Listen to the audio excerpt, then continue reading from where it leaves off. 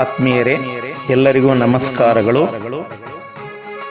ಗಣಕರಂಗ ಸಂಸ್ಥೆ ಧಾರವಾಡ ಇವರು ಆಯೋಜಿಸಿರುವ ಗಣಕರಂಗ ಸಂವಿಧಾನ ಕಥಾ ಸ್ಪರ್ಧೆ 2024ರ ಭಾಗವಾಗಿ ನಾನು ಶೇಖರಯ್ಯ THM ಶಿಕ್ಷಕರು, ಗೆದ್ದಲಗಟ್ಟೆ ಅಂಚೆ, ಕೂಡ್ಲಿಗಿ ತಾಲೂಕು, ವಿಜಯನಗರ ಜಿಲ್ಲೆ ಒಂದು ಕಥೆಯನ್ನು ಇದೀಗ ವಾಚಿಸುತ್ತಿದ್ದೇನೆ. ನನ್ನ ಕಥೆಯ ಶೀರ್ಷಿಕೆ ಪುಣ್ಯಾತ್ಮರಿಗೆ ನನ್ನ ನಮಸ್ಕಾರ. ಈ ವರ್ಷ ಹೆಂಗೋ ಭಾಳ ಚೆನ್ನಾಗಿ ಮಳೆ ಆಗ್ಯತ. ಆ ದೇವ್ರ ದಯೆ, ಬ್ಯಾಂಕಿನವರ ಸಹಾಯದಿಂದ, ಸರ್ಕಾರದ ಉಪಕಾರದಿಂದ ನನ್ನ ಮಗನ ಕಾಲೇಜ್ ಫೀಜಿಗೂ ಯಾರ ಹತ್ರನೂ ಕೈ ಒಡ್ಡಂಗಿಲ್ಲ. ಮಗಳ ಮದುವೆನೋ 4 ಜನ ಒಪ್ಪಂಗೆ ಮಾಡ್ಬೋದು ಅಂತ ಬಸಪ್ಪ ಭಾಳ ಘನವಾಗಿ ಬೆಳೆದಿದ್ದ ನೆಂಗಡ್ಲೆ ಹೊಲದಾಗ ತನಗೆ ತಾನೇ ಮಾತಾಡ್ಕೊಂತ ಕುಂತಿದ್ದ. 9 ಗಂಟೆ ಊಟೊತ್ತಿಗೆ ಬುತ್ತಿ ತಗೊಂಬಂದು ಇರವ್ವ ಗಂಡಗೆ ರೊಟ್ಟಿ ಅಲಸಂದಿ ಕಾಳು ಪಲ್ಯ ನೀಡಿ ಕುಡಿಯಕ್ಕೆ ನೀರು ಕೊಟ್ಲು. ಊಟ ಆದ್ಮೇಲೆ ಇಬ್ಬರು ಸೇರ್ಕೊಂಡು ಅಲ್ಲಲ್ಲಿ ಅಕಡೆ ಹಾಕಿದ್ದ ಅಲಸಂದಿ ಬಿಡಿಸಿ ಚೀಲ್ದಕ್ಕೆ ಹಾಕಿ ಮಧ್ಯಾಹ್ನ 4 ಗಂಟೆ ಊಟತ್ತಿಗೆ ಮನೆಗೆ ಬಂದ್ರು. ಮನ್ಯಾಗ ಕಾಫಿ ಕುಡಿದ ಬಸಪ್ಪ ಬೇಜಾರು ಕಳೀಬೇಕಂತ ಸೀದಾ ಊರ್ ಬುಡ್ಡೆಕಲ್ ಹತ್ರ ದಿನಾ ಕುಂದ್ರ ತಕ ಹೋದ.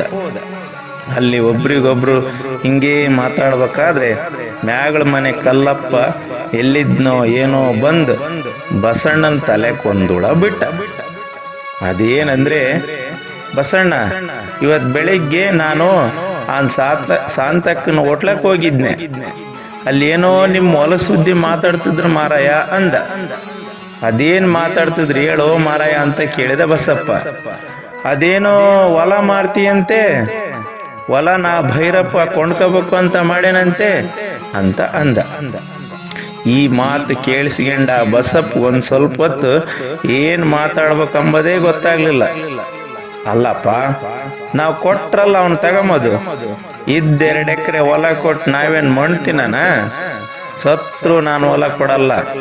ಆ ಹೊಲ ಬಿಟ್ರೆ ನಮ್ಮ ಹೊಟ್ಟಿಗೆ ತಣ್ಣೀರ್ ಬಟ್ಟೆನೆ ಅಂದ. ಆದ್ರೂ ಈ ಸುದ್ದಿ ತಿಳಿದಾಗ್ಲಿಂದ ಬಡಪಾಯಿ ಬಸಪ್ಪ ಯಾಕೋ ಒಂಥರ ಬೇಜಾರಾಗಿಬಿಟ್ಟದ್ದ. ಇದು ಕಳೆದು ಒಂದೇ ವಾರದಾಗ ಆ ಭೈರಪ್ಪ ಸೀದಾ ಬಸಪ್ಪನ ಹೊಲ್ದಕ್ಕೆ ಬಂದ. ಏನಪ್ಪ ಬಸಣ್ಣ, ಸುದ್ದಿ ಕಿವಿಗೆ ಬಿದ್ದಿರ್ಬೇಕಲ್ಲ, ಮತ್ತೆ ಹೆಂಗ್ 1 ಎಕರೆ ಹೇಳ್ತಿ ಹೇಳು ಅಂದ. ನೀನೇನು ಯೋಚನೆ ಮಾಡಬೇಡ, ನೆಟ್ ಕ್ಯಾಶ್ ಕೊಡ್ತೀನಿ, ರಿಜಿಸ್ಟರ್ ಖರ್ಚು ನಂದೇ ಅಂದ.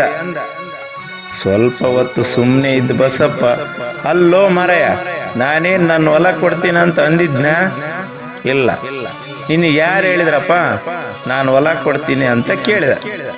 ಈ ಮಾತು ಕೇಳಿ ಸ್ವಲ್ಪ ಗಾಬರಿಯಾದ ಭೈರಪ್ಪ, ಇಲ್ಲಿಲ್ಲ, ಮೊನ್ನೆ ಹಿಂಗ ಊರ್ ಮುಂದೆ ಕುಂತಿದ್ವಾ, ನಿನ್ ಮಗನ ಕಾಲೇಜ್ ಫೀಸು, ಮಗಳ ಮದುವೆ ಸುದ್ದಿ ಕೇಳಿದೆ.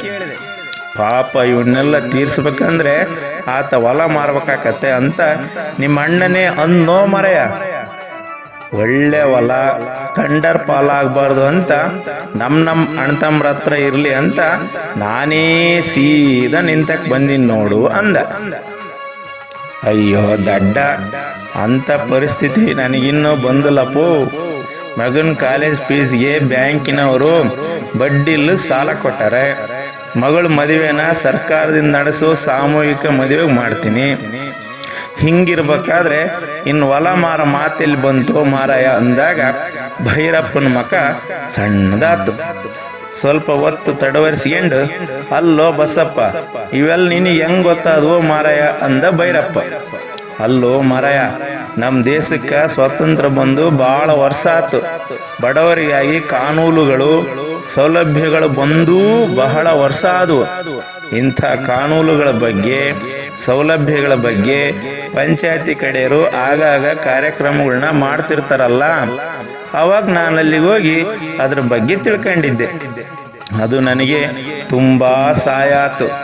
ನಮ್ಮಂತ ಬಡಪಾಯಿಗಳಿಗೆ ಅದು ಬೆಳಕಾತು. ಇಂಥ ಕಾನೂನುಗಳನ್ನ ಸೌಲಭ್ಯಗಳನ್ನ ಮಾಡಿದ ಆ ಪುಣ್ಯಾತ್ಮರಿಗೆ ನನ್ನ ನಮಸ್ಕಾರ ಕಣಪ್ಪೋ ಅಂದ. ಈ ಮಾತು ಕೇಳಿಸ್ಕೊಂಡು ಭೈರಪ್ಪ ಮಕ ಸಣ್ಣದು ಮಾಡ್ಕೊಂಡು ಊರ್ ಕಡೆಗೆ ಹೊಂಟ. ಎಲ್ಲರಿಗೂ ಕಥೆಯನ್ನ ಆಲಿಸಿದ್ದಕ್ಕಾಗಿ ಧನ್ಯವಾದಗಳು. ಜೈ ಸಂವಿಧಾನ್.